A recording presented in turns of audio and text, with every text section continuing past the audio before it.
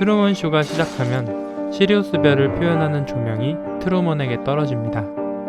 큰 계절에 있는 하늘에서 가장 밝은 별인 이 별은 예로부터 태양 뒤에 있는 진짜 태양으로 불리우고 진리를 상징합니다. 가짜 태양이 존재하는 세계에서 진짜 태양 시리우스가 있는 세계로 나가는 이야기. 영화 트루먼 쇼입니다. So did the technology. An entire human life recorded on an intricate network of hidden cameras and broadcast live and unedited 24 hours a day, 7 days a week, to an audience around the globe, enclosed in the largest studio ever constructed, and along with the Great Wall of China, one of only 2 man-made structures visible from space. Now, in its 30th great year, it's The Truman Show!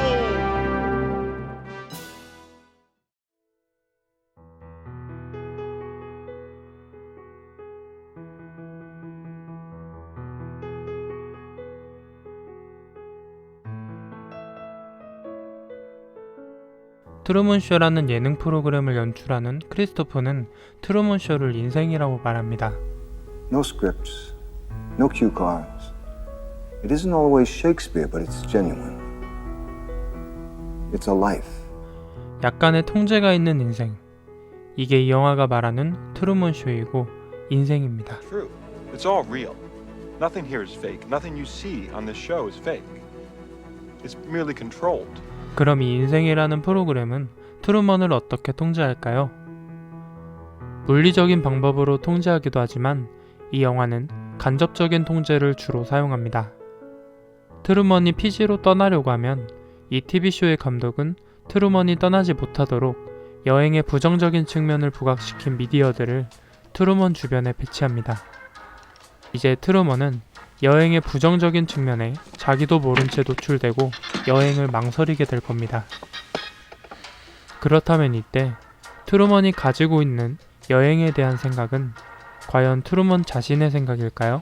아니면 누군가에 의해 심어진 생각일까요? 그리고 이와 같은 작용은 영화의 트루먼 쇼 시청자와 우리에게도 똑같이 작용합니다. All those staggering revenues are generated by product placement. 트루먼 쇼에 나오는 물건들을 보며 상품을 소비하는 트루먼 쇼의 시청자와 같이 That is a beer. 우리도 미디어에 노출되는 상품을 무의식적으로 보며 내 자신이 상품을 선택한다고 생각합니다. 내가 가진 욕망은 어쩌면 내 주체적인 욕망이 아닌 누군가에 의해 만들어지고 부추겨진 타인의 욕망일지도 모릅니다. 같은 맥락으로 영화에선 교육이라는 것도 간접적인 통제 수단입니다. 탐험가가 되고 싶다는 말에 탐험할 수 있는 곳이 없다는 선생님의 교육. I'd like to be an explorer, like the great Magellan. Oh, you're too late. There's really nothing left to explore. 우리가 교육으로 인해 형성된 생각은 정말 온전한 내 생각일까요? 아니면 누군가가 나를 통제하기 위해 만들어낸 통제 수단일까요? 우린 주어진 것들을 너무 쉽게 받아들이고 있었던 건 아닐까요?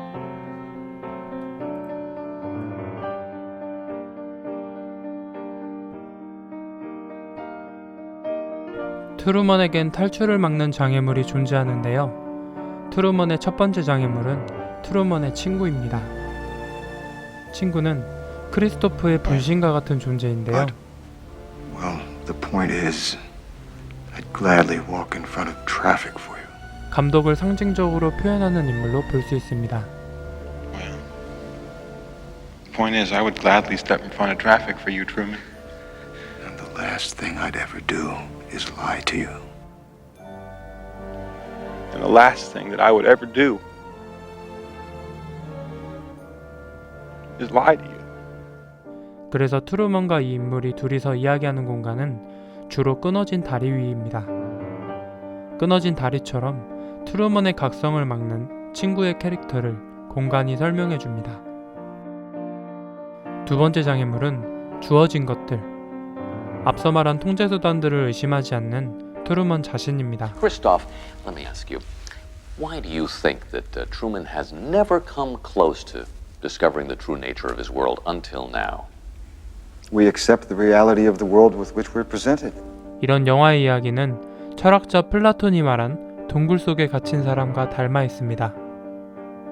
평생을 동굴에 갇힌 채 쇠사슬에 묶여 동굴 벽면만 볼 수 있는 사람이 있고 무언가 그 벽에 그림자를 만들어냅니다. 이 사람은 동굴 벽면에 비친 그림자밖에 보지 못하고 살았기 때문에 그림자를 현실이라고 생각할 겁니다. 이 동굴이는 주어진 현실, 그림자를 의심하지 않는 한 이 동굴에서 빠져나오지 못할 겁니다. 트루먼이나 동굴 안의 사람처럼 우리는 보고 듣고 배워온 것들에게 왜라는 의심을 많이 하지 않습니다.